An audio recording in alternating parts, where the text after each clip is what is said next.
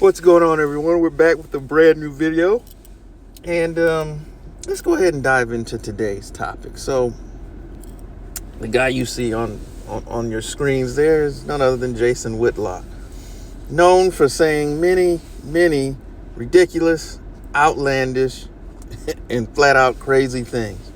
So on one of his recent shows, he talked about Angel Reese and the WNBA and her potential impact on it.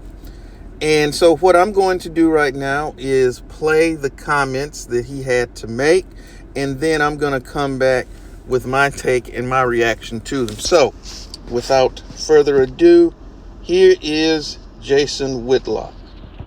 I got a new nickname for Angel Reese. She's the gift. She is the gift that just gave the WNBA women's basketball its greatest boost in the history of the WNBA. And this is why there's so much hatred and animus and jealousy towards Caitlin Clark and this new group of young players. What Angel Reese did is actually healthy for the WNBA and women's basketball. Angel Reese made it cool for women's basketball players to be women. I'm sorry, I would much prefer this than Brittany Griner showing up in a suit and tie and looking like little pronoun in that picture. I don't want to watch a bunch of tall Megan Rapinos. People don't want to see that. So there you have it, the comments of one Mr. Jason Whitlock, and he's somebody who, as I may have said it earlier, I can't remember, who I disagree with vehemently on a great number of topics. Now, when it comes to this, however, he's not completely off base, actually. I know you probably weren't expecting me to say that, or anybody with a functioning brain to agree with Whitlock, but hear me out here. And I say this because, one, considering what the WNBA was like in its inception and in its early years, which I guess you could make the argument it's still kind of in those early formative years, if you will, as opposed to what it has been for the past decade or so. And from talking with a lot of people who watch the league, and this is not just men, but men and women. One of the complaints, if you will, the common refrains is that one of the reasons they either don't watch or stop watching is because they said, well, I don't like the mannish looking women running around the league. They said, if I want to watch that, I will watch the NBA.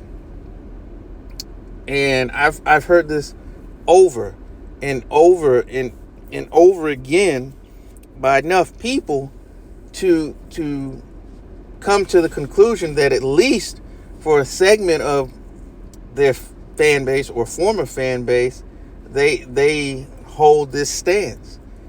And we've heard, and I think Candace Wiggins has said it.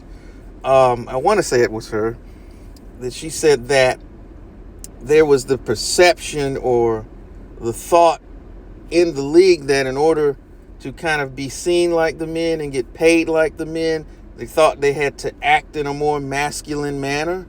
And that was, I guess, one of the reasons that you see that.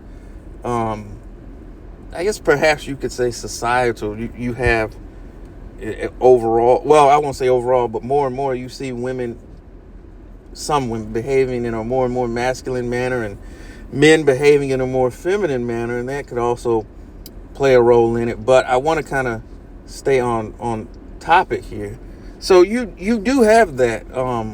There are a deal of fans that think that, and that it turned them off. And so, and when you know Angel and Cameron Blink and Cardoso and all these this influx of new talent that has come into the league, that's one of the things, because like I said, I cover collegiate women's basketball, and that's one of the things when people would I would have conversations with fans, and that's one of the things that they would say, that it's good to see girls in the WNBA that are more feminine. I mean, that stance may ruffle a lot of feathers. However, there are a lot of people who think that and to the WNBA somewhat, I'll say this, I think they somewhat leaned into it to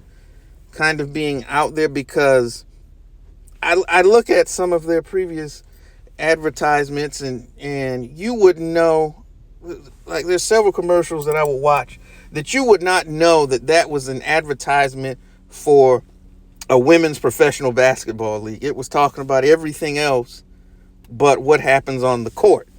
So I can kind of understand a little bit of where they're coming from and how, that for lack of it, for femininity being injected back into the WNBA, that can draw some eyes, because whether we like it or not, you see it more from women watching men's sports, but you have women, they'll watch, because you think about it, if you're looking at basketball, it's a bunch of muscular guys who are running around essentially in shorts and tank tops. And there's some women who watch the NBA for that very reason. There's some attractive guys out there. They're sweaty. They're in, well, these days, shorter shorts and the tank tops, and which is what a jersey is. And so they like that.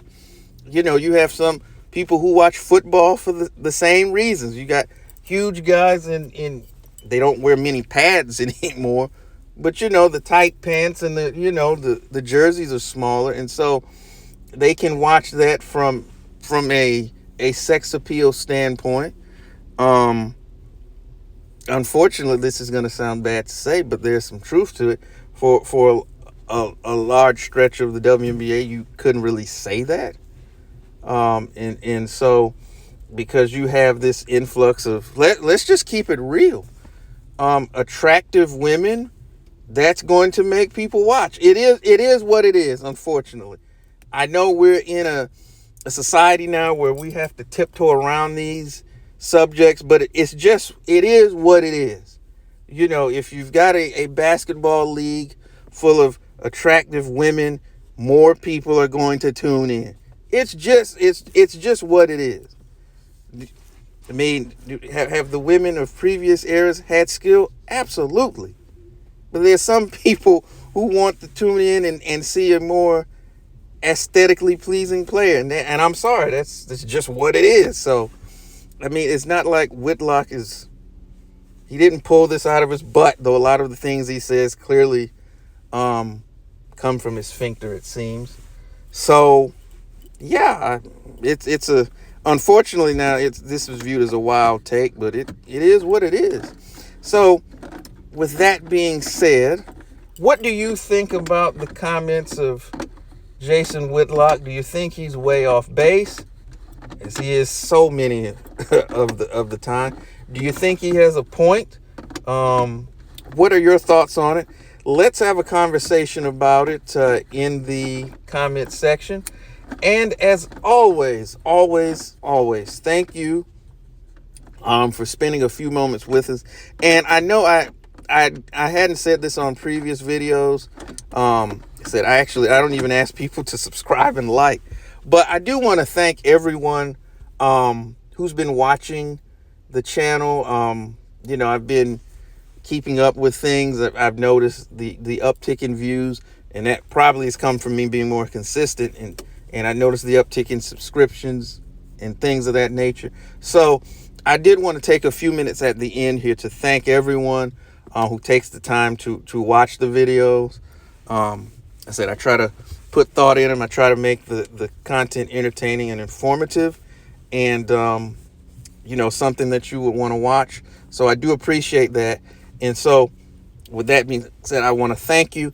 And if there's any topics that you would like me to discuss or cover, or things of that nature, my social media outlets are in the description. So definitely hit me up, send me a message, and I'll see about making that happen for you. But with that being said, I'm going to end this video. And as always, thank you for spending a few moments with me. And be sure to tell the ones that you love them. Peace.